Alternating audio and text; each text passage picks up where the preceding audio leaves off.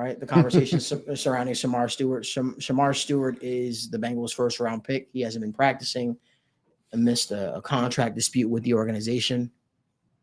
And apparently it's just over the finer details of a contract. But he's been instructed by his agent to sit out or to hold in, if you will. But he's been showing up to practice. I just want to get you guys overall thoughts because that would make the Bengals now in a dispute of some sort with their first round pick, pass rusher Shemar Stewart, and their sack leader and the NFL sack leader, Trey Hendrickson. So the two guys that you're expecting to wreak havoc and bring the most pressure, on the quarterback this year, you don't have those guys' contract situations figured out, and you're sort of in limbo. I want to get you guys' thoughts on this whole thing. Evan, I want to start with you. No, with Shemar Stewart, man, I guess if you're saying the fortunate thing is that he's not one of those players who needs a lot of practice and reps to develop. That's a good. In all seriousness, I don't think this is necessarily anything we need to be hostile toward, Shemar Stewart about is oh, you're trying to hold out. The dollar amounts are set. This is between the Bengals and his agent, kind of nitpicking final language about future guarantees and whether or not those guarantees would void and trigger under certain circumstances. It's not uncommon or unusual necessarily to have holdouts. I know Joey Bosa, I believe, with the Chargers and his rookie contract was an initial one that also had some holdups over offset language. Sometimes teams will also say, hey, if we cut you in 3 years and someone picks you up, we don't want to be on the hook for paying you for those extra 2 years of your 5-year deal. If they want to keep you, they should have to pay for that. So not saying that's necessarily what's happening here, but those finer details, that's what's getting haggled. The bigger thing is that he's not out there. The Bengals are apparently lacking in the injury waiver that would make it safe for him to practice without a contract, and also are not really meeting them where they want to be on the contract as well. So I think that's the frustrating part for fans is after dealing with this for the headache with Jamar Chase going into last season and going into Joe Burrow until just before the season. And then you've got the whole T. Higgins saga. And now Trey Hendrickson's holding out. It was just hey, all right, these rookies are going to come in and contribute. And now before he's even stepped foot on the field, you're already causing problems over minor details. Yeah. You're already paying him the same sum of money. Who cares? If the most catastrophic thing happens, you're probably going to honor the contract anyway, right?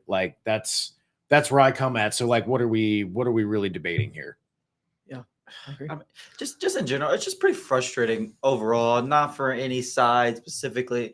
It's just one of those things that, it's your first contract. This shouldn't be anything that's leading to an argument. That's leading to these discussions. That's leading to anything other than just, let's get you on the field. We're happy to have you in the organization. Let's get out there. We want to start coaching. We start doing all these things. I think that's just the frustrating part about it from a fan standpoint. I mean, we all know the kind of player Stewart is, and he, it would be nice for him to get out there and start practicing and doing all these things. Yes, he's present. That's great. But again, it's just frustrating that it's little stuff holding up both sides that, it's just one of those things because obviously if you're him and you go out there and you get hurt, now it's well, shit, I shouldn't have been out here. And so he's I'm just gonna wait, and then we'll just practice. It's just an annoying little back and forth. I don't think anybody's truly at fault. It's just one of those things it's gonna play out. I'm not worried about it. There's no way in hell he's not gonna be here. There's nothing bigger that's gonna come out of it necessarily. It's just one of those things that are to get done when it get done. It can be as annoying as it wants, but he's going to be here. He's going to practice. It's not going to be some holdout all the way up until the season or, come to a bigger issue than it already is.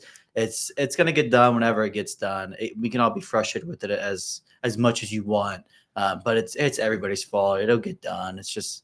It would just be exciting to see the guy practice. And I think that's all that everybody's worked up about. It's your first round pick. You want to see him out there. You want to do all these things. And as much as we want to see that, that's not necessarily fair to him to be out there without these things. It's just one of those things that it's just annoying, but it's nobody's at fault. It just is what it is, essentially. Totally. And when we look at Bengals fans as well, guys, there are 9 other first round picks that are not signed right now. So it's not at least from my perspective, it's not the end of the world for me, right? And I'm not going to go out there and say Shemar Stewart is totally at fault, because you also have to look at it from the other side, right? And this is just kind of my mindset of where we've seen with the Bengals. It's almost like the boy who cried wolf, right? It's hey, every single contract negotiation a lot of times has been the Bengals' fault. They're the ones at the holdup. They are sticking with where they're at. The Trey Hendrickson, and then, you know, even the Jamar Chase, T. Higgins, Joe Burrow, those are the three guys who they went above and beyond to change their stripes. So for me, it's like, hey, I'm going to wait a little bit longer to really look at Shemar Stewart and say, hey, you're potentially ruining your career, because that's what some of the headlines are saying right now, right? Shemar Stewart is already a bust. Shemar Stewart is trending towards bust status. I'm going to hold off on that. I would like to see him practice. It's nice to see these other guys when you look at everywhere else, right? The Buccaneers, Emeka Egbuka, getting extreme praise from their team. You got guys, whether it's Travis Hunter, so many of these other guys are already gaining reps, and just it's important to be there and it's important to get those reps. So that's why it sucks. But I'm going to hold off for a little bit. But that's what kind of gives me a little bit of a, you know, a doom and gloom sense of this offseason. I've got more of an optimistic look so far, you know, than I would say what the entire public has. But this is also, it's just not a good omen for what this Bengals offseason is looking like so far. So, I mean, I get it. It's not. I don't think it's really time to panic. I just think it's because the Bengals are in a contract dispute with Trey Hendrickson. It's also getting a little bit more attention probably than what it actually deserves.